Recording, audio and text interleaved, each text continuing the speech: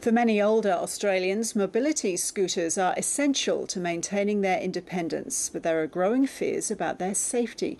Since the year 2000, more than 60 people have been killed riding the vehicles, and those official figures don't include off-road incidents in parks or in someone's home, prompting fears the real number could be much higher.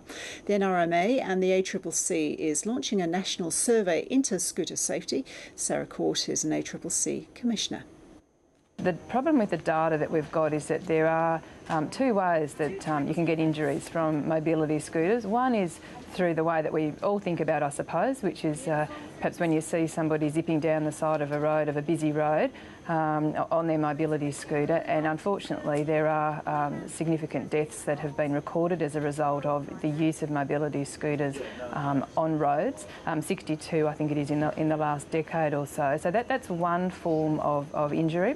The other, though, is that people often suffer quite significant injuries from falling from their mobility scooters. And what we're really trying to do is we've got a bit of information about the number of falls and hospitalisations as a result of that, and we have some information about the other kind of accidents that I alluded to, but we're really trying to find out a lot more about the way that people use their scooters, what they take into account when they buy one, whether they get trained or assessed by their general practitioner as to whether or not they can use the scooter, and then also whether they've had any near misses or near accidents. And we're really, us, the ACCC and others, we're trying to find out that information so that we can work out a way forward, if you like, to try to reduce the levels of injuries. And what are the rules and regulations governing mobility scooters now? Are there many?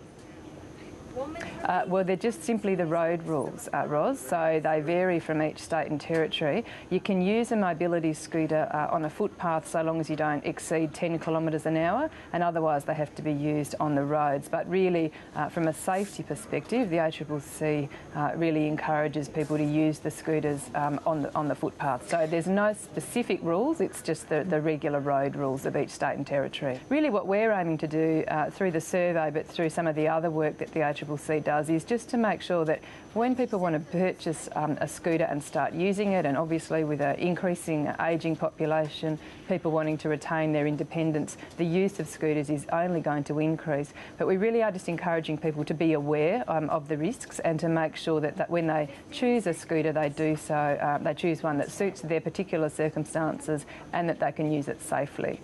Sarah Court, thank you. Thank you very much.